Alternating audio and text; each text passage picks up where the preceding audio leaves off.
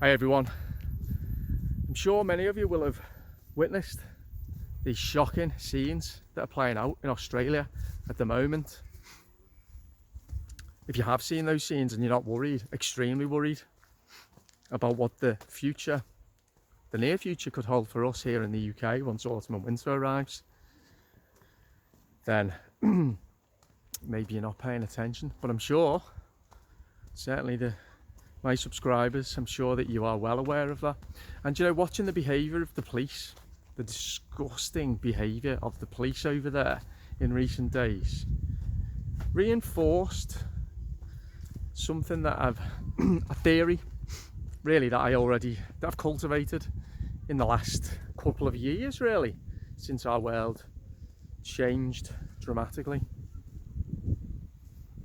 I mean, just to say, those policemen and women in Australia, how on earth do they sleep at night?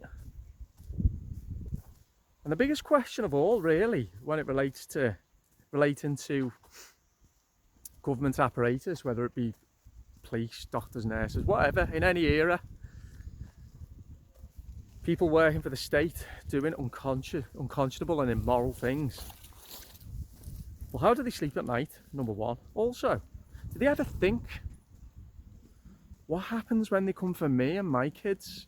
What happens when they come knocking for my family? Do they ever think that? Well, sadly, I think no. And this is what leads me to my main point, which is one of perception. And the broad point that I want to make is, it appears to me that those who are most switched off from the reality of what is going on, those who are asleep, those whose perception is shaped for them, those who look on the world very myopically, those who feel or seem to feel and think that the path in life is one that is decided for them, those who are most mind controlled, generally speaking, obviously with lots of exceptions, generally speaking, seem to work in the public sector. I've seen it in my own country. I've worked myself in the public sector and in the private sector. I've been in a number of different environments, and there is a major difference in the general mentality and perceptual awareness. It's interesting because so many of those who are on that journey to waking up, who are seeing the wood for the trees, you know, who can see what's right in front of their noses. It's interesting, so many of them have either been through turmoil, trauma, maybe addiction, have made the decision to leave a job that was doing them no harm, that was doing them no favours, that was doing their health harm, and that they're the same people who've maybe cultivated values in life. A lot of the people are working in very creative enterprises. They have their own businesses. A lot of people do things like yoga and meditation and shape their businesses around that type of thing.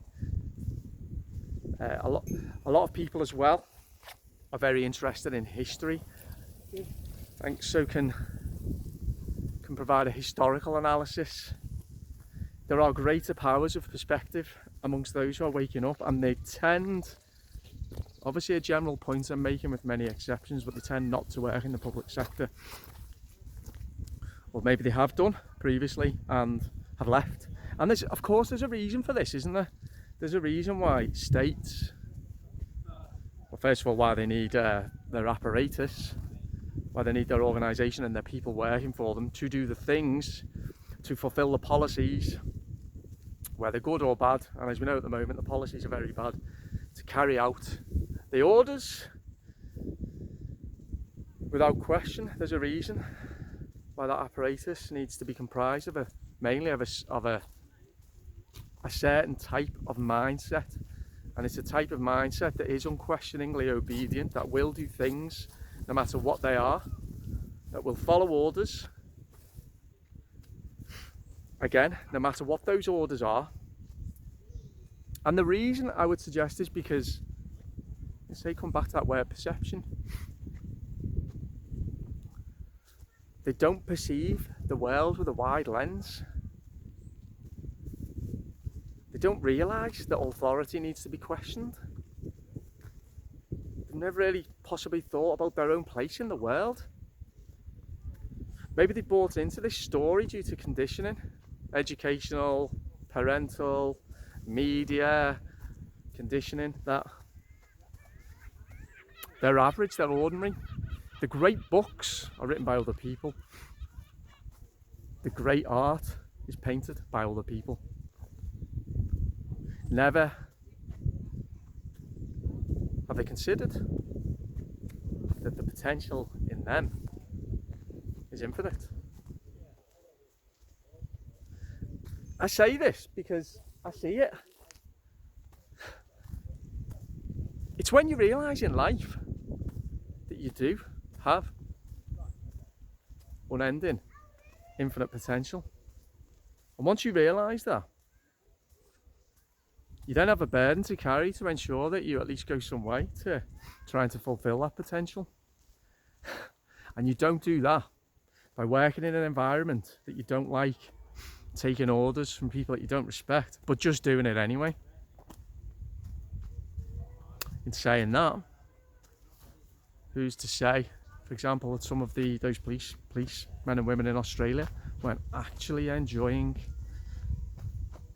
exercising their power over people, their own countrymen and women, who simply just want to go and see their friends, they want to go and see their families, they want to go and have a drink, they want to go out for a meal. They don't want people like Daniel Andrews lecturing them every hour of every day about what they can and can't do. And incidentally, his tone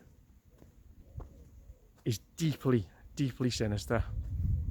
How anyone can look at him and think that he is genuinely looking out for the people of Australia, they must be absolutely deluded beyond words. But I guess that's the intuition, isn't it?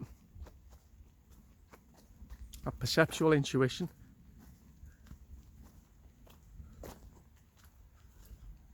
To those of us who are aware that we can allow ourselves to feel intuitively whether something's good or bad, and those who need somebody to tell them whether something's good or bad. This is for the greater good. All right, okay, I'll do whatever's necessary. No. So that was what this video was about, really. It makes sense to me why governments across the world need dutiful, obedient state employees to do whatever, when the time comes, they're asked to do. And of course, in the other corner, there are those who have a wider appreciation, a more nuanced view, a more intuitive feel, more powers of perspective, and ultimately psychologically stronger as well. And this isn't divide and conquer. I'm not trying to do that. I am literally just making an observation based on my own observations. There are clearly many exceptions, and we've seen them. We've seen the people who've come forward and spoken out, the people who have bravely stood alone. There's not enough of them. And this is the problem. This is the problem for those who love freedom, those who treasure the right to live a free life, freedom of expression, freedom of speech, the right to say something without it being censored, go on and on and on, all those things that we love. We're hamstrung. We're not hamstrung by our governments and whichever dark forces behind them are pulling the strings, different theories on that. They're not the ones hamstringing us. It is those around us, friends and family, who are leaving their morals at the door when they put their uniform on, or when they step through the door at work. They're the problem. Let's say it as it is. And the issue is, as I say, one related to perception. Narrow-minded perception of the world and your place within it, I would suggest, leads you to a point where you're easily manipulated and controlled. So there we go. This isn't just something particular to this era now, I'm talking generally. Across all eras, in all countries, where tyranny knocks at the door, it's always the same, because too many people, they just don't learn from history. Prefer to watch X Factor and Love Island instead of finding out what went on in previous historical tyrannical reigns. There we go. That's my message for today, and I will speak to you all very soon. Bye bye.